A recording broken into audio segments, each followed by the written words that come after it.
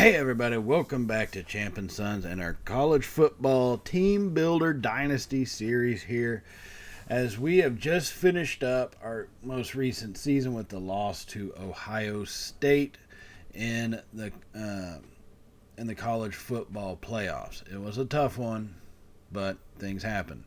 Now, welcome back to the channel if you are rejoining us, and welcome if you are new to Champ and Sons as we get ready for the off season.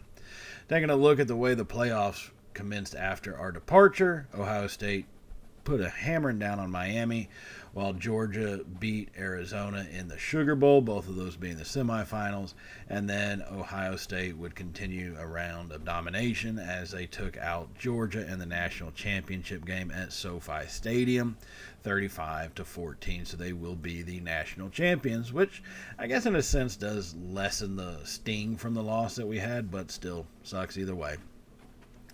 Now, coming into this offseason, Ken Morris, our center, a 3-star out of Stratford, Connecticut that we had been trying to get.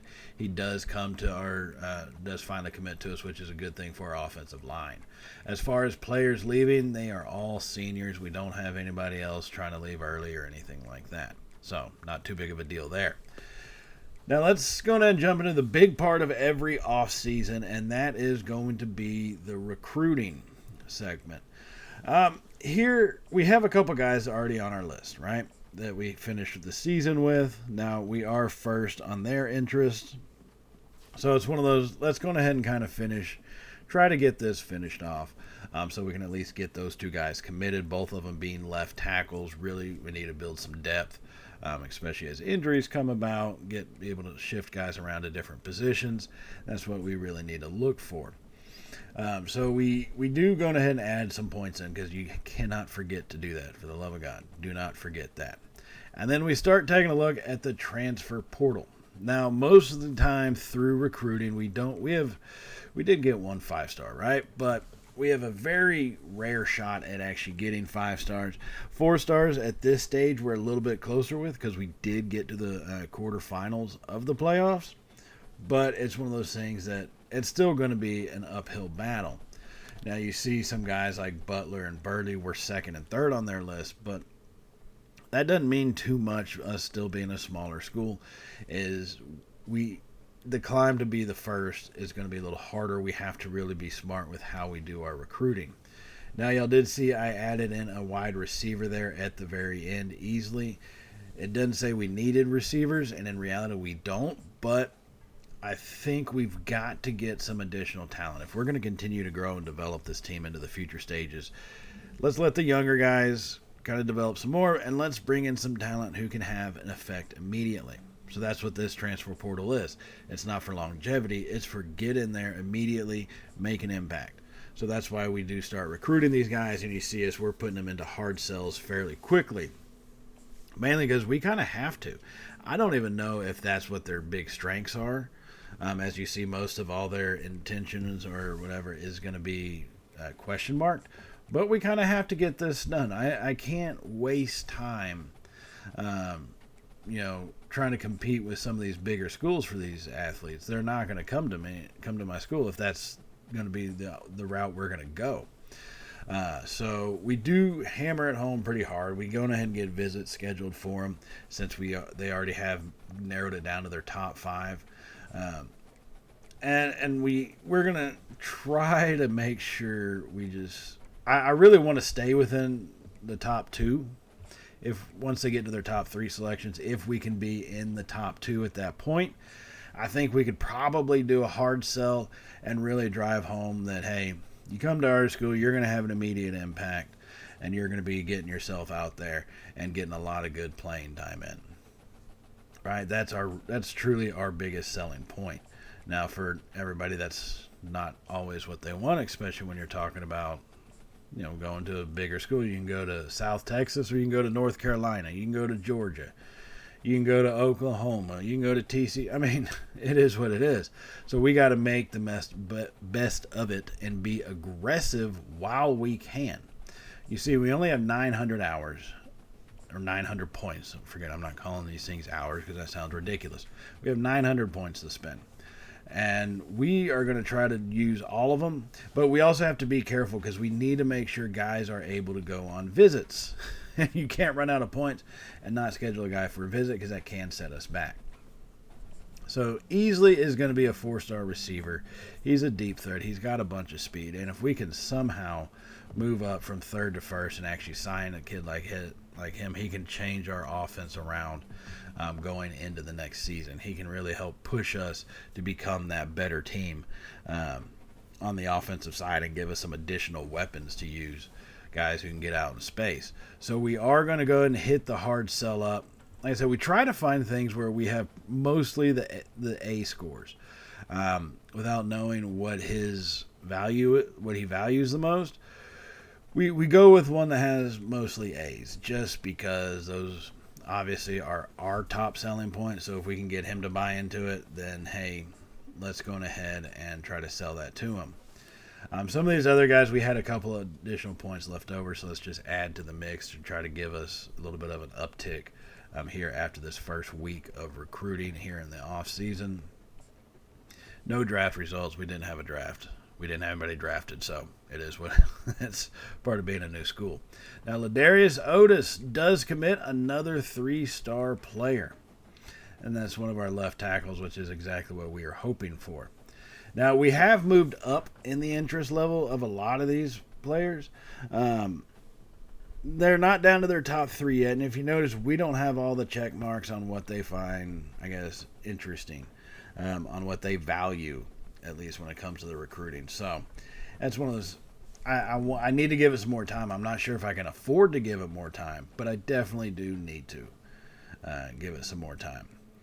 Now, Jaden Lewis, a cornerback, 4-star. It's not that we need defensive backs. It's more that we need the talent. That's what we need. That's why Lewis, Quinn, and Ford, all of them are added onto there.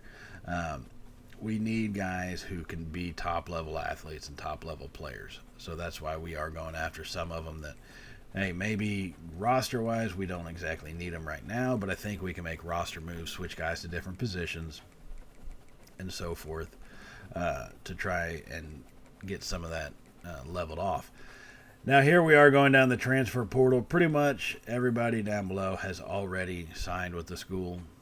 They've already done all their transfer intentions and all that stuff. So we're really just trying to battle. We were looking at, I don't want to say the scraps, but we were looking at guys who hadn't done that yet, and pretty much everybody had. So now we got to go into the regular prospect list. And you will find in the regular prospect list, you also have the transfer players. I don't know if that's just a hitch. I don't know if it's supposed to be that way, but it is. So just be careful as you're looking through. I still say if you're looking for guys that are experienced, just stay in the transfer portal section instead of trying to find them in the prospect list, but you will also find them there. And maybe that's just once you add them in.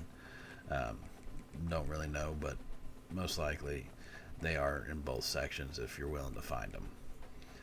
So now looking at what we need, right? So I've got 26 targets. We've offered 24 guys scholarships, so we got to go through and make some updates here in a second and do some additional recruiting for them. But it's one of these, I want to spread out our capabilities, the recruits that we're looking at, not just limit ourselves. However, I think we still have to be smart with it.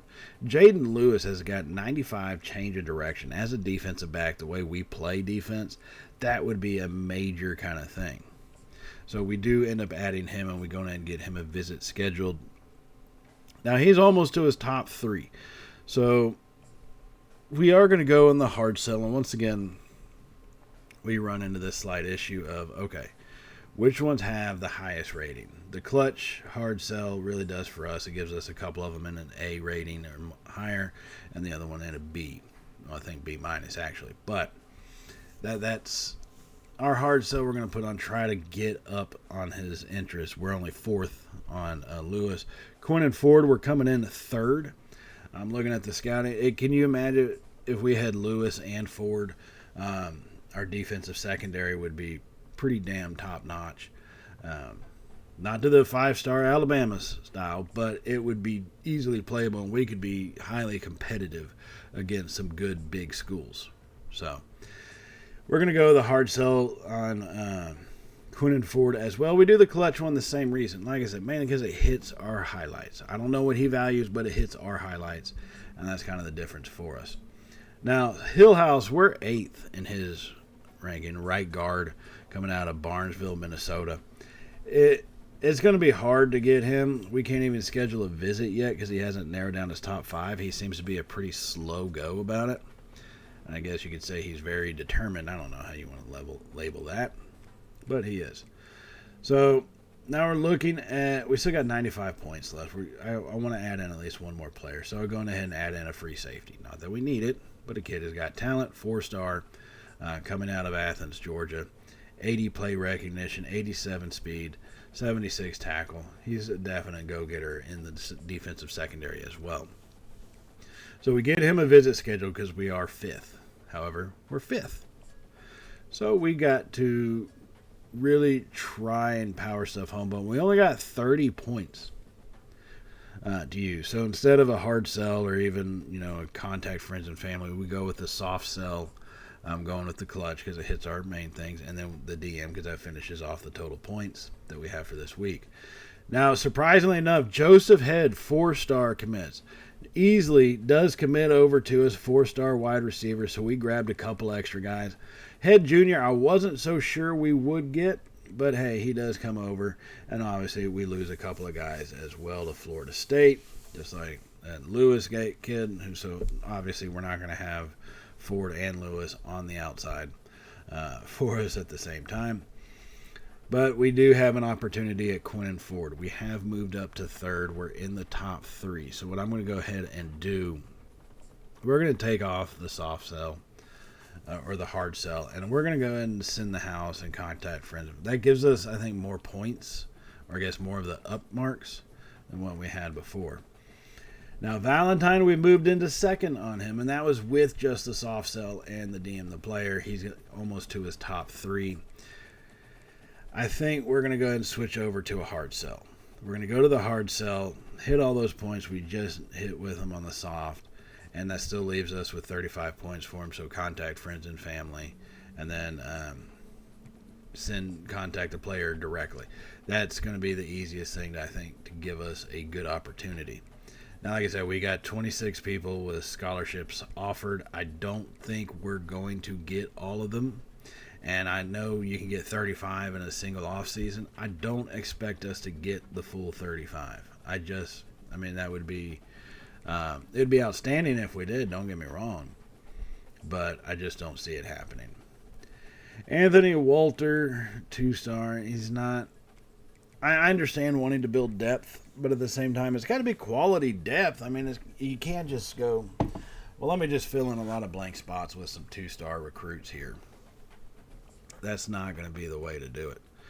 I still want to be smart about who we look to add in to our roster. Now, we do still have some need positions as far as tight ends.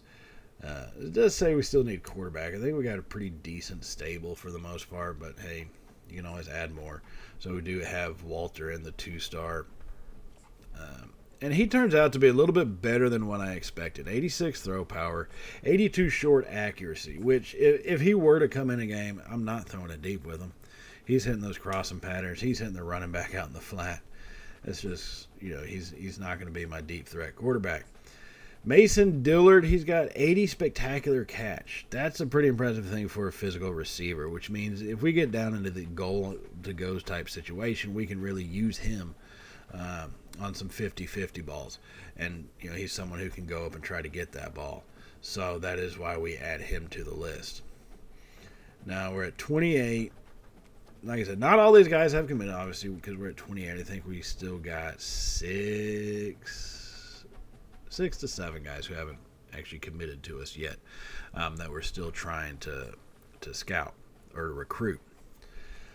So we are looking to continue to add some of this talent to our roster here. Lawrence Jewell, decided to pass up on him, but running back, I know we need running back, and I'm not sure you can really have enough running backs.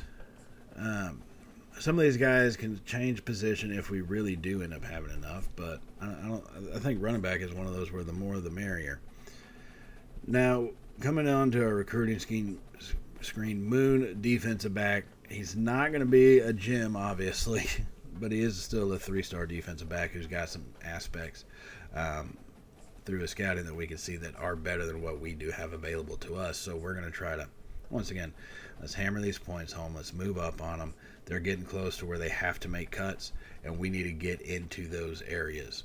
And that's all. It's always going to be the toughest part. Jaquan Sauer, halfback, coming out of Covington, Georgia, is a gem of a 3-star running back. That was kind of unexpected. But looking at his scouting stats, where you can't be too shocked by that.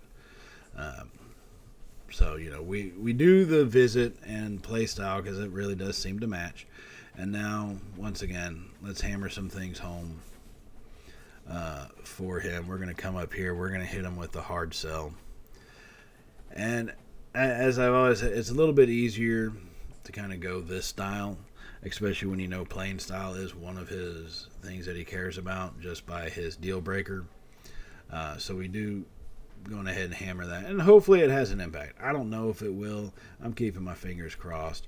Right now, we are the number 13 class in the nation. 1 5-star, 9 4-star, 10 3-stars. And here's how we come into the final week. Right, Valentine, he's committed. Hillhouse, we've moved up into first. We've got a final opportunity to schedule a visit, so we are going to do it. He doesn't really have a deal breaker for us, which is kind of a pain, but we're going ahead and try to hit home what we can. Anthony Walter, A-dubs, we have moved up into first. Once again, like I said, 2-star quarterback. He's going to build depth, but he's got pretty good accuracy and a decent throw power for a freshman. For a scrambling quarterback, actually he's a transfer sophomore. But for a scrambling quarterback, he's got decent throw power. Like I said, he's not going to spend time on our field for the most part unless we have a lot of devastating injuries, and I need him to hit some crossing patterns. So the hard sell to the house is actually what matches up with all 3 of his check marks early in this one. I haven't done the clutch part yet where you try to add some stuff, some of the value stuff. Just not really what I want to do. So, it is what it is.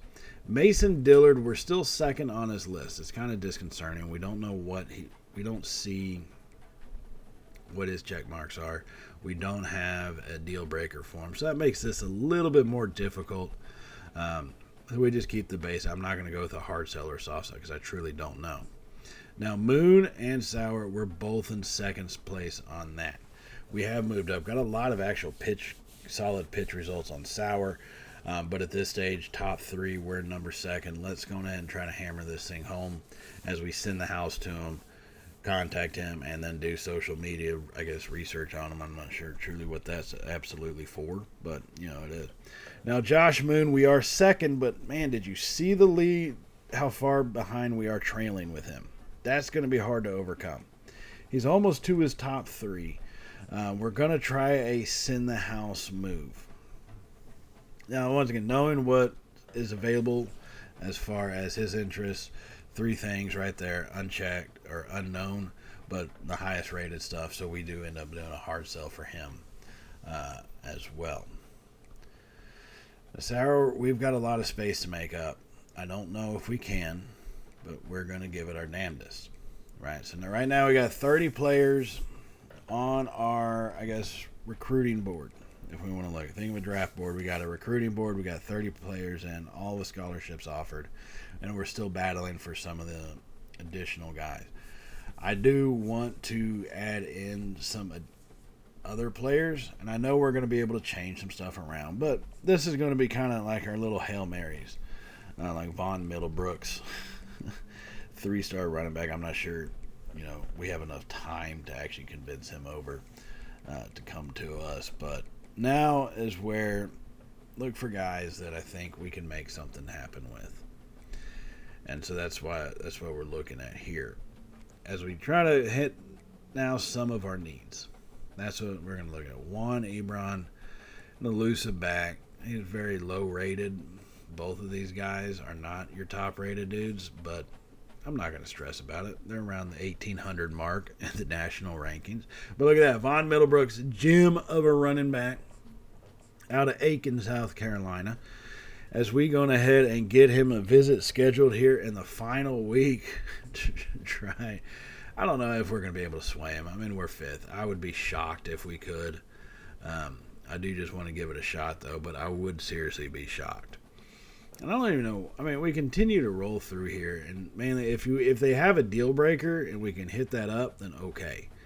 But for the most part, clutch is going to be the ideal setup just because it's what we have the most of, or the highest rankings, as I mentioned before, probably about the 30 times previously.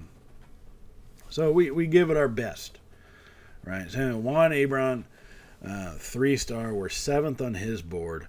Look, he's got good speed at 92. He's another gem. Acceleration 88. This is a kid who can hit the hole fast. He can hit it hard, and he can get out into space.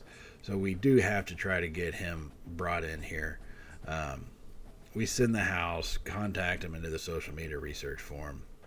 You know, one of those it is what it is situations. So that gives us 32. Like I said, we're coming down to the end. We need to start looking at some other guys that we can try to, I guess, build up here. Who else can we try to add on to our team? Now we're looking at receivers. Emmett McBath. We do go ahead and snag him as we take a look at his scouting. Catching traffic 80, acceleration 82, catching 80, jumping 88. That's actually a bigger thing. I wish his spectacular catch was higher, and having a jumping level of an 88 with a higher spectacular catch means 50-50 balls. He's generally probably going to win most of those. It just wasn't that way. However, he's a decent enough recruit, so we do add him. Now, Quinnen Ford does commit over to us. Same thing with Anthony Walter. Juan Ebron commits. So we snagged 3 of those guys, and if you look, we end up with a number 11 recruiting class right behind Tennessee and Texas that kept us out of the top 10. 1 5-star, 13 4-star, and like 13 3-stars. So we had a pretty good year. And what is all this going to lead to? Our invite into the Big 12. Now, TCU was last in the Big 12, so they are out. We are in. They are coming to Conference USA, which I know may seem unfair, but that's life. We're moving up. They're moving down. We've got ourselves in the Big 12. Now, one thing I want to do, and I've actually done with the other conferences in this series, is I hate the fact there's not divisions. I absolutely despise that. I think in real life, if you kept divisions in these conferences, man, you could foster some big-time rivalries. My whole team is Texas. That's who I love. Imagine if Texas played Alabama every year, LSU every year, Ole Miss every year. Imagine if they played them home and home series, going back and forth constantly. That would really foster some rivalries. The 2 games that Alabama and Texas played a couple years ago, the home and home they were fantastic games. Texas lost in Austin, came down to the wire. Texas wins in Tuscaloosa. That one didn't really come down to a wire, but big time game, big time win, and that's what they're giving up by not doing that every single season. They're giving up the possibility of losing out on these rivalry games, which really I find annoying and pisses me off a little bit, just saying. So I do add in divisions, right? Big 12 used to be north-south. That's what we're going to try to do. I named them, and they happen to basically flip half of them over. So we got to get some of these guys moved over. Arizona State obviously is not going to be in the north. We got to move them over to the south. Same thing with Houston. We do run into, well, who do you keep? But Houston's obviously got to come down to the south. It's probably going to end up being West Virginia, if I'm not mistaken. Houston. Oh, maybe that was Utah. Let's see how. Yeah, UCF is over here. So in the north, it's BYU, Cincinnati, Iowa State, Kansas State, Oklahoma State, Utah, and West Virginia. South, you have the Arizona schools, Baylor, South Texas, Houston. in pretty much those schools. So that's how that worked out. Now the schedule, this is when college football was having a glitch with the schedule where you could try to customize it, but it wouldn't let you for the non-conference games. It kept giving you an error message. So this is how our schedule shaped out after about 30 minutes of being told I couldn't change it. We will start out against an FCS West team, the Royals from Bengal, and then have a bye week. Week 3 is Toledo on the road, and then Big 12 with West Virginia, followed by our final non-conference game against App State. I don't like how the schedule worked out. It is how it is, though, so we just got to deal with it. Now, taking a look at recruiting going into the next season, our first year in the Big 12. Our performance last season and the fact we're in the Big 12 this season is opening up us a chance to actually have a shot at some 5 stars. I didn't try it before because, one, we had no shot at a 5-star athlete. Now we kind of do. We're on some of their interests. We're on their watch list, if you will. Okay. Now, Escobar is one of them. We're 9th on his interest. I'm not really focused on just the interest level. It does make it a little bit easier to go ahead and say, yeah, we'll add them to our recruiting board. But if that was the case, we probably wouldn't really add many of these guys, to be honest with you. So we are putting them in. I only have 750 hours. So this first go around, everybody knows if you play the game, it's just you can scout and offer a scholarship. That's it. Once you get into the season, then it becomes you can add the points into them. So I don't want to add too many because we are going to have limited number of points. We're not a 5-star school yet. I'm hoping to build us there, but we're not one yet. So until we get to that point, our recruiting hours or recruiting points is going to be on the lower side. Okay, so I can only we want to add sparingly. I got 10 targets. Down there, they're all 5-star for the most part. So, and got to be careful with that. And overreaching our bounds as we continue to kind of look at some of these recruits. But I'm not too impressed with, not trying for them, right? So we are going to come out. Here's Escobar taking a look at his stats. 87 spectacular cut, 95 jumping, 90 speed. He's not a gym, which I don't understand what it takes to be a gym in all reality, but Duff, right guard, not a gym. And in actuality, some of these non-gyms are the guys I think that are more likely to come to us as a 5-star recruit just for the simple fact that once LSU and all them figure out, oh, this guy's not a gym, they might back off. Reggie Hawkins, however, he is a gem of a left end. He's got speed, he's got play recognition, he's got tackling capability, and that makes me sad that he might not come to us. Martin Bueno, 99 speed. Now that is a player you want. He's not a gem, oddly enough, but man, if we can get a 99 speed receiver on the outside, the way we could stretch the field, if we have a quarterback with a strong enough arm, Steelman is still here with us. He's going to be coming into his 3rd season. So, I mean, he's got a strong throwing arm. And if we can get Bueno on there, whoo-wee, stretching that field would not be a difficult task, to say the least.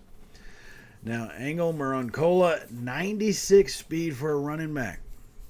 I'm not sure we're going to be able to snag him because he is so decent, but 96 speed coming out of the backfield.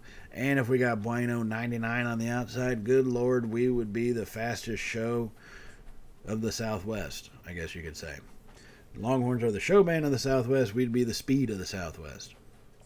Makes it sound kind of like myth. Oh, well, that's what we would be. Now, Makaputu from Bellflower, California. That sounds like a Californian's name, Makaputu. Putu. He's a good defensive tackle. He has no interest in us. Neither does Ogletree. But we're going to try to put ourselves out there for them, okay? We're going to give it our all. We've got the gumption. That's what we're going to have to rely on is gumption. We do add House to the list. When we're thinking about adding him, it's a hard thing to decide. I've got 11 targets on here right now. Well, now 12. Ooh, Mr. Elliott Butt, 4-star wide receiver. Cantrell, another 4-star. And then Clemens gives us 15. I think that's probably a pretty solid number for what we have. Conrad Nash, defensive tackle. He's got pretty good capability for us. 83 power moves, 89 strength, 82 tackle, 66 awareness. I'm not too happy about from a 4-star, but I'll take it. Mr. Elliott Butt, 78 deep route, 95 speed though. 95 speed with a 96 acceleration. That kid can get off the line. If we can somehow convince him to come to our school, 4-star wide receiver. Let's get some scouting. Let's go and offer him a scholarship and see what he can do. Cantrell is a 94 acceleration, but his speed is only like 91. Still good off the line capabilities. Offer him. Let's see what he wants. Eric Clemens, defensive end, 84 strength, 83 power moves. I do like that. I wish he had a little bit more speed and play recognition, but overall fairly decent. Now, we do have 40 points to use. We're level 45. We have 40 points to use. I can't unlock Elite Recruiter because we haven't had 2 top 5 recruiting classes, so I'm waiting on that.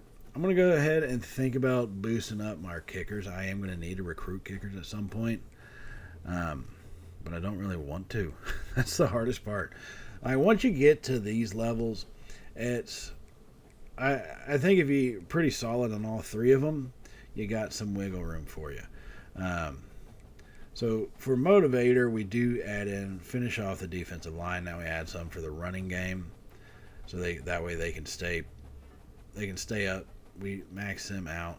They can continue to hammer the ball home late into the game, into the fourth quarter. That's going to be our biggest concern, I think, with a lot of these things. Now, cross-training players, I was kind of hesitant to do. I did it just because I had 10 points to use. I probably should have saved them, but I'm not so sure how that's going to actually improve them. I mean, I guess for my receivers, cross-training, their tackle goes up, so whenever we throw an interception, they're better able to tackle them. I don't know. It is what it is. So coming into the start of the season, you see now we have 600 points. Some of these guys we haven't gained any interest, like Mr. Makapudu. He's done. Ogletree. Yeah, you're out, Ogletree. Nash, Butt, Cantrell, Clemens, we all moved into first. So these guys we had an actual impact, and it narrowed us down to 10, which I like the fact it's 10. We got 600 hours. That's technically 60 points we can use on everybody, and I'm fine with that. Escobar, we send the house. Bueno, we're going to go through and start sending the house all these guys just to make sure we have the points first. The downside with some of these higher rated guys, when you're not one of the major schools, is if you notice, they're not even to their top 8 yet. It's hard to get them to kind of advance through. I don't know if that is just because we're a small school, or if it'd be the same way if Alabama was recruiting Mr. Elliott Butt here, if he'd already be in his top 5, if they had offered him a scholarship, or all the way down to his top 3. I don't really know. But we are putting in the send the house for everybody. And I think that was a big thing for us since we're already first on pretty much all these guys' boards. Except for Warren Cola. Warren Cola was similarly, we're third, but I do like him. We have moved up pretty decently for him. I think we've got some wiggle room, and I think we can actually overtake him. A lot of what comes down to the recruiting points, anyways, no matter what you spend, is you got to put forward on the field a decent product. That's our only option. We've got to put some solid play together on the field, or else it doesn't matter how many points we spend on these guys. They're not going to want to come to us in the end. So we're adding in the last of the DM the players to finish off the recruiting points with these top 10. Hopefully we start getting them committed to us pretty quickly, especially as we get closer to the start of the season here. As we look at the results after the initial scholarship build-up and going into week 0. It's got a lot for us. Now that we're going to get ready for the start of the season, we'll look at the recruiting prior to the opening episode a little bit more, but as you see, we're first in all of these guys' rankings now. So that is going to set us up for week 1, which will happen in the next episode. Now, I will say remember to hit the subscribe button and hit that bell icon so you can be notified of all of our football content that we do upload here at Champ and Sons. And I will see y'all in the next episode as we get season number 4 underway here with South Texas Big River University. And I will see y'all then. So as always, stay safe, and well, y'all know how it goes from here, right? Later, y'all.